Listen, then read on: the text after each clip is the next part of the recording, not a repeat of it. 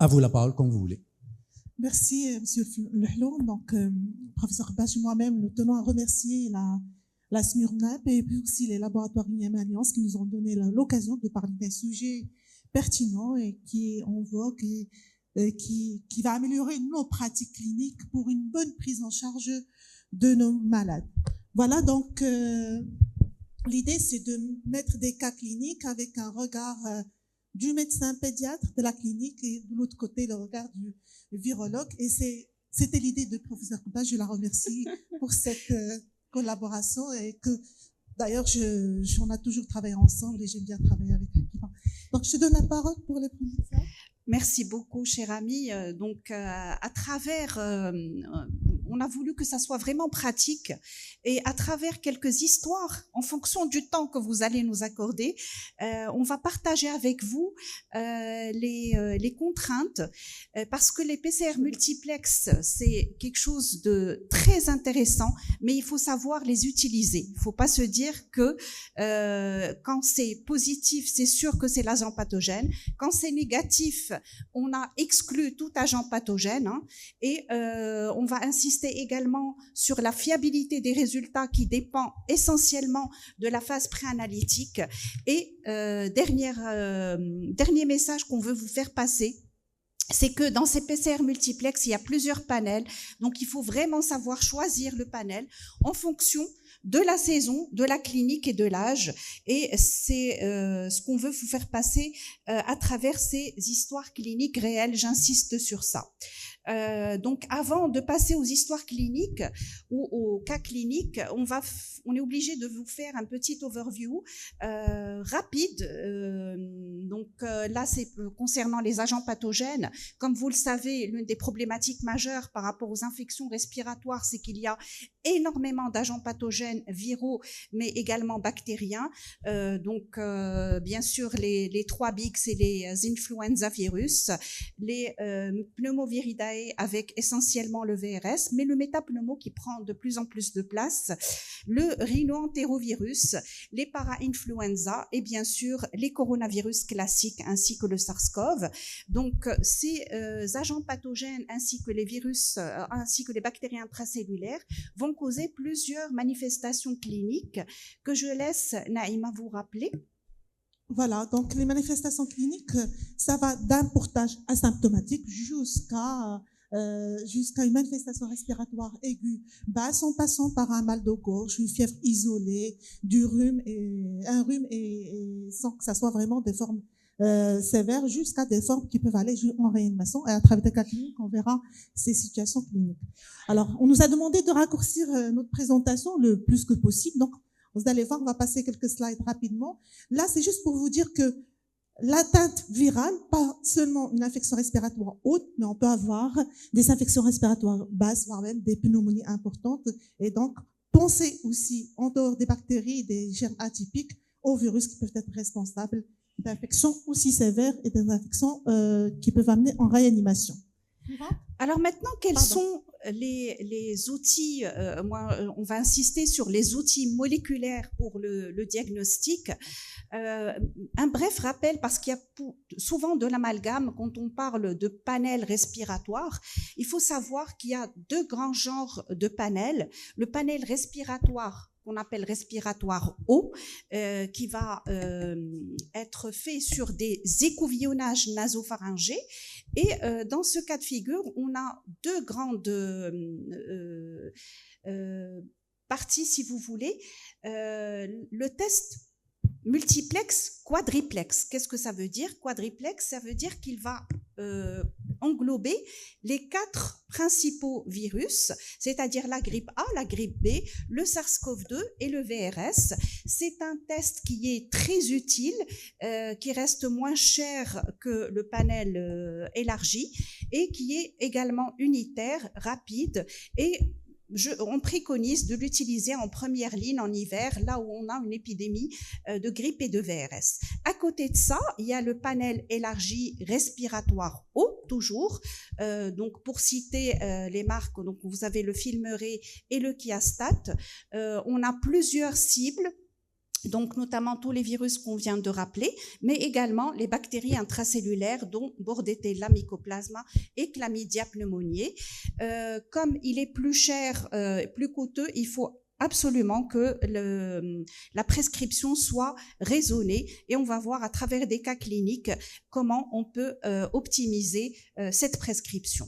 Alors rapidement, pour faire la part des choses, le panel respiratoire bas, qu'on appelle pneumoniae cette fois-ci, c'est un panel qui est destiné à rechercher les virus, les bactéries, que ce soit les bactéries responsables de pneumonie communautaire ou de bactéries nosocomiales, ainsi que quelques résistances, dans les cas de pneumonie, comme son nom l'indique. Le résultat est également rapide, à peu près 1h15. Il permet d'avoir des résultats semi-quantitatifs pour les bactéries uniquement, et il permet d'avoir un diagnostic large. Mais là, ce n'est pas l'écouvillonnage nasopharyngé, c'est le LBA, les aspirations endotrachéales qui sont communément appelées PDP, donc ça intéresse surtout les réanimateurs, et les expectorations, mais il faut que les expectorations soient bien faites, bien sûr. Et là aussi, c'est un panel qui est très coûteux, donc il faut que ça soit raisonné. Donc là, c'est une slide pour vous montrer un peu ce que détecte ce panel.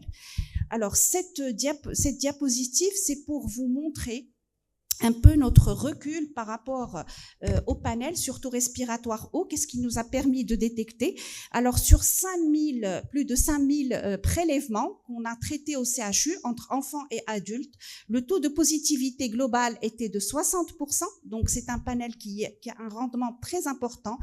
Et bien sûr, ce rendement, on va le voir surtout en pédiatrie, plus de 80% de positivité, et cette positivité va être concentrée essentiellement, ça vous le savez, chez les nourrissons de moins de 6 mois, mais également dans la tranche de 6 à 2 ans, avec plus de 80% de positivité.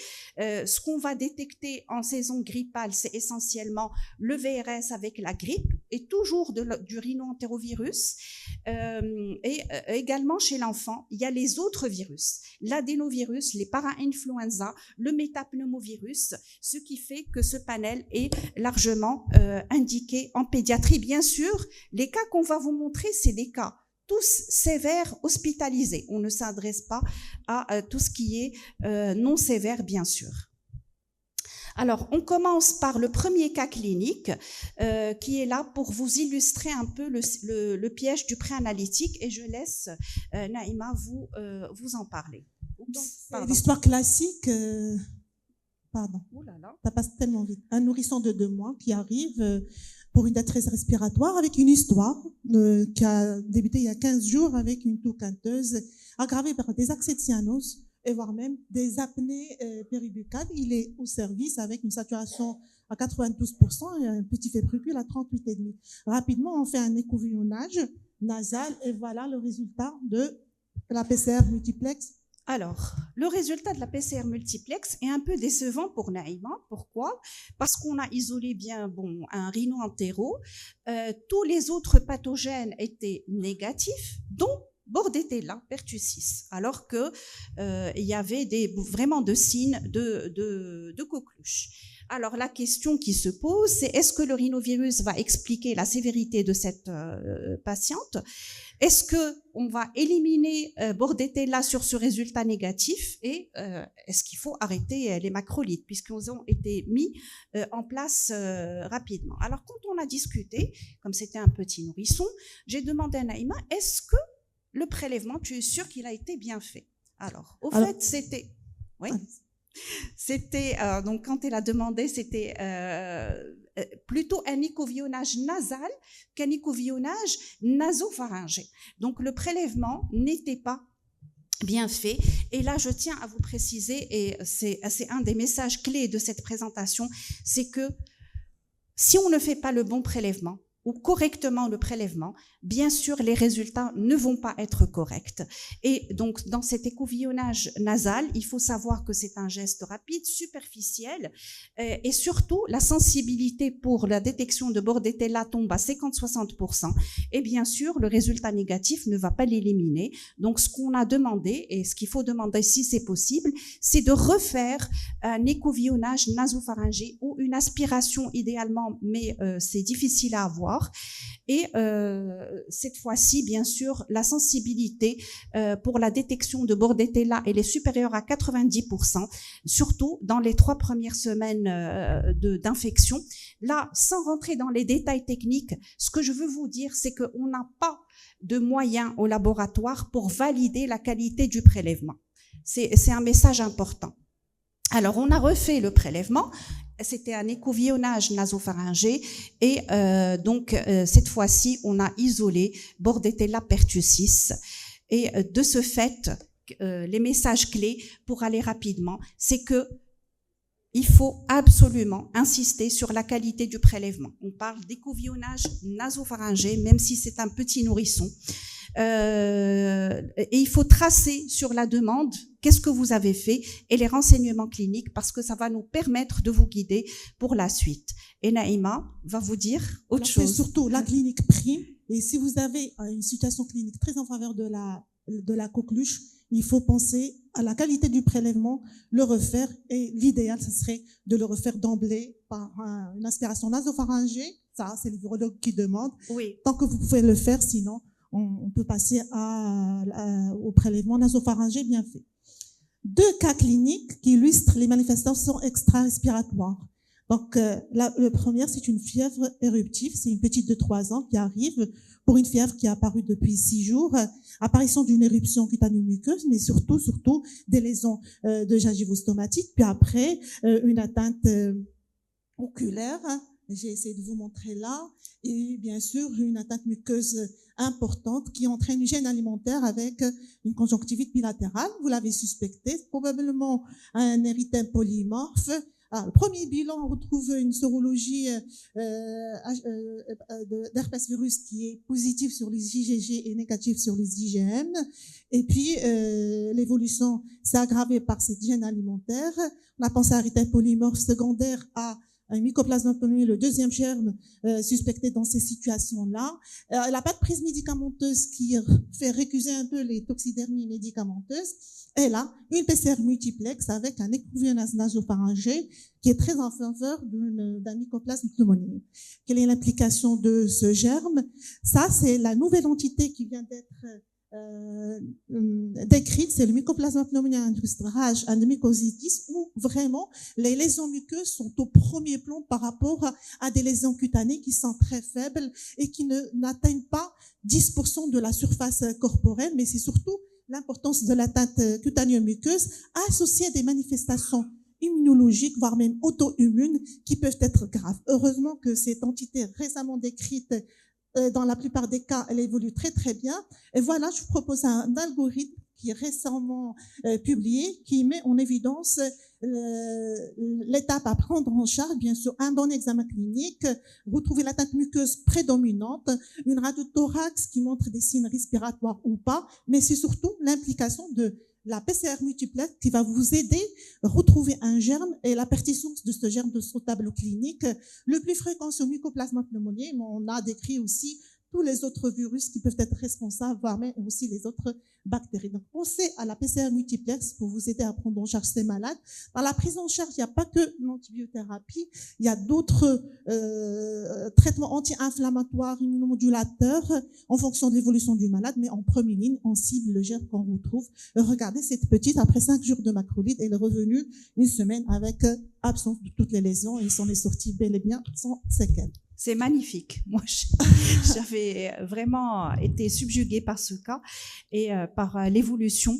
Alors ici, moi, ce que je peux vous dire, c'est que les sérologies en général ne vont pas apporter grand-chose dans ces diagnostics si on veut aller rapidement. Devant un érythème polymorphe, comme ça a été dit dans les récents guidelines, il faut inclure la PCR multiplex respiratoire qui dont le panel renferme bien sûr Mycoplasma, l'adénovirus, les virus grippaux, etc. C'est-à-dire une quadriplex ne va pas servir, mais un panel élargi va servir. Donc toujours voir ce qu'on demande et ce qu'on demande aux cliniciens. Naïma, je ne sais pas si tu veux insister. On a déjà parlé de ça. D'accord, très bien. Un autre cas clinique, des manifestations extra-respiratoires, des infections à virus respiratoire, c'est un enfant de 8 ans qui est admis pour une fièvre dans un contexte avec des confusions et une raideur de la nuque. Il est grand, il a 8 ans. Il vient parce qu'il a quand même des prodromes avec rhinorrhée, une toux sèche, puis après apparition d'un syndrome méningé fébrile, voire même une raideur de la nuque sans déficit sensimoteur. Donc un syndrome méningé classique, on fait la ponction lombaire, on retrouve un liquide clair, 10 globules blancs lymphocytaires, normoglycorachie et protéinorachie, un panel méningo, maintenant on le fait systématiquement tous les syndromes méningés, qui revient négatif, et c'est ce panel qui contient tout ça. Donc, tu veux dire un mot ? Alors, le panel, il contient tout, mais il ne contient pas tout. C'est ça le message qu'on veut vous faire passer. Attention. Donc, le panel méningé était négatif. Nous, sincèrement, au laboratoire, quand on a des signes comme ça, raideur méningée typique et un panel négatif, on se demande qu'est-ce qu'on a raté. Alors, le patient a été mis sous acyclovir et C3G qui ont été maintenus jusqu'à cet instant. Et comme il y avait des prodromes grippaux, une PCR respiratoire a été demandée. Et cette PCR respiratoire a mis en évidence une grippe A H3. Et il faut savoir que cette année, on a vraiment, on n'a pas insisté sur le fait que c'était en décembre 2025. Tout ça, j'insiste encore une fois, c'est des cas véridiques. Et donc, c'était une grippe A H3. Et cette année, on a constaté qu'il y avait beaucoup de manifestations neurologiques liées au virus grippaux, notamment le AH3. Naïma va vous parler de ça plus que moi. Et le diagnostic de sortie, au fait, c'était une encéphalopathiie grippale. Il y a eu un arrêt de l'acyclovir et des C3G. Et la patiente n'a pas été mise au Tamiflu. Naïma va vous dire pourquoi. Dans ça, je maîtrise pas. On a été confronté cette année-là, et aussi depuis le Covid, à des situations où on a un syndrome méningé, voire même des convulsions, alors que l'APL, le LCR tout à fait normal, pas de réaction méningée ou peu, avec un panel méningo qui est complètement négatif. On revient à la clinique, on retrouve des prodromes viraux, on retrouve des signes respiratoires, enfin un panel respiratoire. Souvent, Hakim l'a dit, on a eu beaucoup de grippe, mais on a aussi chez le petit nourrisson des VRS, des rhinovirus, alors des manifestations respiratoires avec un tableau prédominant neurologique. Donc ça existe, donc pensez, quand vous avez éliminé une PCR négative qui n'a pas de lésion neurologique avec une bonne imagerie normale, à faire un panel respiratoire, vous allez retrouver certains gènes, mais la littérature devient abondante par rapport à ces situations cliniques, et nous, on a aussi une dizaine de cas dans ce sens. Voilà, pensez à manifestation neurologique due à l'infection respiratoire. Voilà, un autre cas clinique, c'est le petit de 9 mois qui est admis en détresse respiratoire. C'est pendant janvier 2025, période épidémique, bronchiolite sévère, qui au début est hospitalisé dans un service de froid, de pédiatrie, puis après il aggrave sa détresse, il est transféré en réa pédiatrique, bien sûr, il est pris en charge, monitoré, intubé, ventilé, une prise en charge respiratoire. Regardez, le scanner montre une atteinte envers des poulies diffuses, une atteinte bronchiolaire, une atteinte de condensation parenchymateuse, trouble de ventilation pour ça, et puis on fait bien sûr une PCR multiplex. Voilà le résultat. Exactement. Alors la PCR multiplex, nous au labo, on se retrouve, on staff, on a 3 virus. VRS, grippe, métapneumo. Qu'est-ce que c'est que ça? Donc, on a le droit de se demander est-ce qu'il y a eu une contamination et est-ce que les 3 virus sont-ils vraiment coupables de la sévérité clinique et comment le prouver? Alors, on avait discuté, parce qu'à l'époque, donc, il a été transféré en réanimation. En réanimation, on a l'habitude d'avoir des co-infections, mais pas avec on va dire, les 3 big, VRS, grippe et métapneumovirus. Donc, on a discuté avec les réanimateurs. Bon, pour eux, c'est un cas grave. Ils ont déjà démarré le Tamiflu, mais nous, ça nous pose problème. Donc, comment le prouver? On a repassé, c'était la même chose. Je voulais au moins savoir, est-ce que c'était une vraie co-infection ou est-ce qu'il y avait des virus qui étaient en train de se répliquer et d'autres qui étaient à l'état de portage. Donc, j'ai pensé à le repasser en PCR quadriplex parce que la PCR quadriplex permet d'avoir les CT, les cycles threshold, qui, je vais vous l'expliquer rapidement, peuvent donner une idée, une approche de la quantité de virus, ce qu'on appelle la charge virale dans le prélèvement. Et donc la PCR quadriplex donc a retrouvé également le VRS et la grippe avec des CT comme vous le voyez ici proches de 20 et 21. C'est des CT qui sont très bas. Ça reflète que la charge virale est élevée et ça reflète que les deux, en tout cas le VRS et la grippe, sont présents en vraie co-infection. Le métapneumo, comme il n'est pas compris dans le panel, on peut pas le détecter, bien sûr. Alors rapidement, c'est quoi le CT? Le CT, c'est le cycle à partir duquel on va dire que la PCR est positive.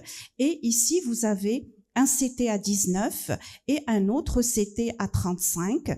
Et ce qui veut dire que le patient qui a un CT à 19 avait une charge virale initiale qui était très élevé, alors que celui qui a 35 avait une charge virale initiale qui était basse par rapport au premier. Donc, c'est pour ça que j'ai dit que c'est une véritable co-infection, au minimum VRS grippe.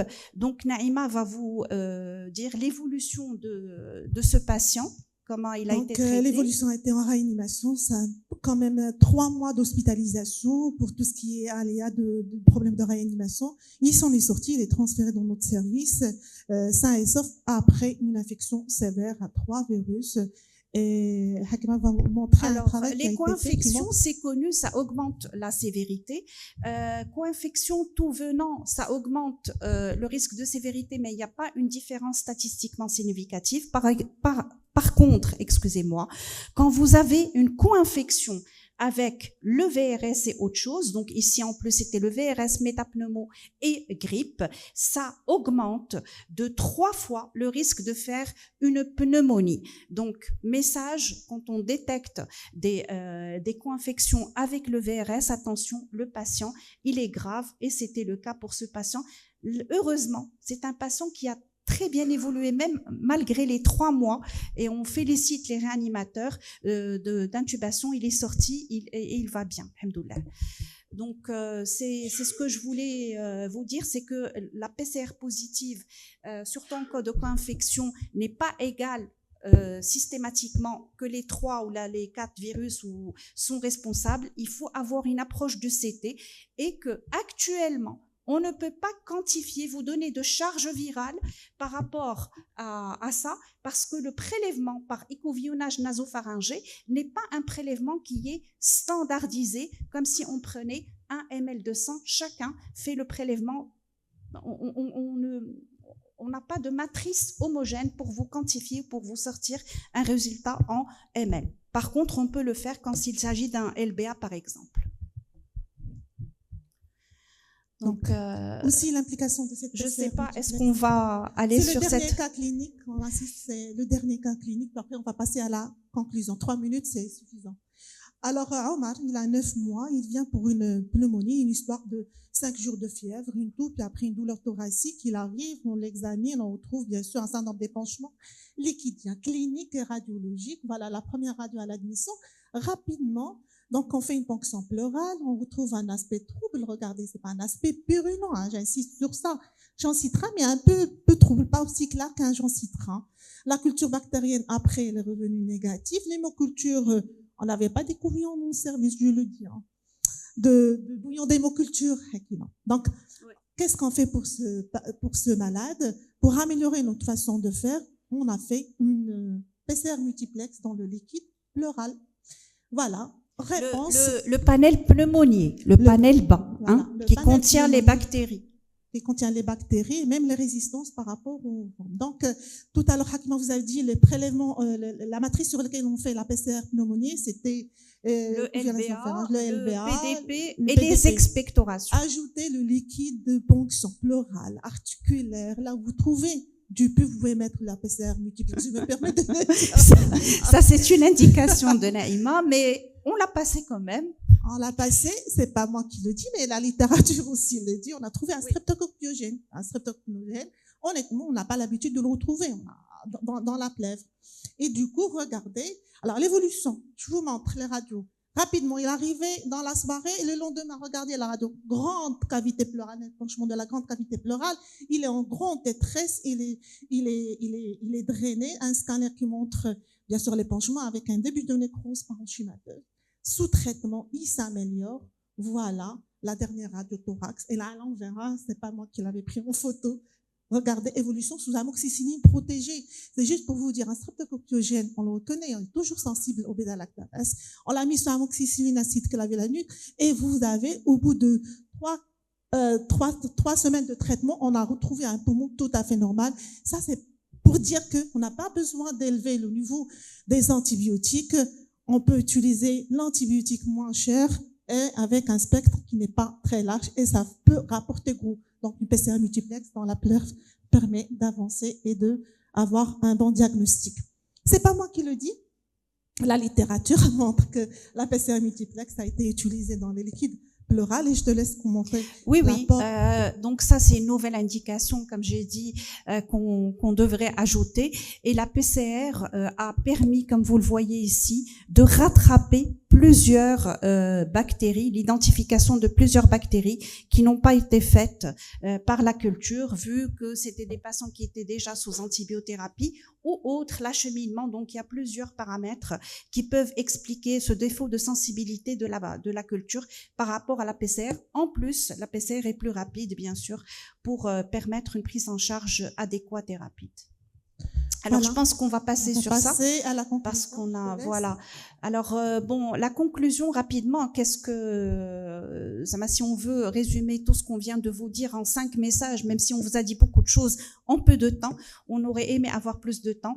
Alors, le geste fait le résultat. Donc, insister sur la qualité du prélèvement, un bon écouvillonnage nasopharyngé, même si c'est un petit nourrisson, sinon savoir refaire et savoir interpréter les résultats dans ce sens, si c'est un écouvillonnage nasal par exemple. Alors, quand on a un positif, ça ne veut pas dire que c'est lui le coupable. Donc, on a un rhinovirus, le premier cas, c'est pas lui qui est responsable des manifestations de la coqueluche. Alors, il y a également la notion de persistance de l'acide nucléique, que ce soit l'ARN ou l'ADN, qui peuvent persister longtemps. Donc, un des défauts majeurs de la PCR, c'est que ça ne permet pas de vous dire que l'agent isolé est vraiment infectieux. D'accord? Ça, c'est une limite par rapport à la culture, bien sûr. Alors, quand c'est négatif, ça ne veut pas dire toujours que c'est négatif. Ça peut être lié au prélèvement, bien sûr, mais surtout par rapport au panel que vous avez demandé. Parce que dans la tête des prescripteurs, quand on demande un panel élargi, on a tout demandé. Pas du tout.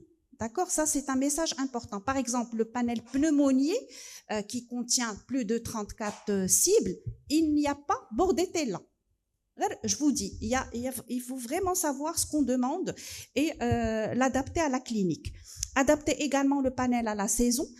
C'est légitime de demander le quadriplex qui est moins cher en saison épidémique, mais il faut passer à l'élargi en fonction de la clinique, notamment en réanimation, et être vigilant par rapport aux co-infections, surtout quand ça comporte un VRS. Donc, c'est ce qu'on voulait vous transmettre rapidement, malheureusement. On a beaucoup de cas qu'on aimerait partager avec vous de la vie réelle. J'espère qu'on a fait quand même passer les principaux messages à travers cette présentation. Merci. Rien à ajouter, tout a été dit.